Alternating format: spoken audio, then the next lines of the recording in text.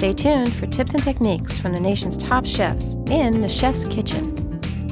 I'm your host, Nicole Gaffney, and we're here today with St. Luke's University Health Network. And joining me in the kitchen today is Chef Lee Chizmar of Mr. Lee's Noodle House, along with Dr. Holly Warholic. Hi. Welcome. What are we making today? All right, so today we're going to do a mushroom ramen. So Sounds the good. first thing we're going to do is the shiitakes. The way that you clean them is you actually peel the stem out. And when you're done, we're going to go ahead and just throw the stems right into our broth. So I'm going to go ahead and add my julienne onions. And tell me, what is your specialty at St. Luke's? So I'm a physician of obstetrics and gynecology at St. Luke's. So we deliver babies and we take care of women through all stages of life, from adolescence through getting pregnant, having babies, and then through menopause. Nice. Next, I have a piece of lemongrass here too. So I also added my shiitake mushrooms here. I'm going to go ahead and add some of my maitake mushrooms to it. So now I'm going to go ahead and add a little soy sauce to this. My little cherry vinegar here. This is sesame oil.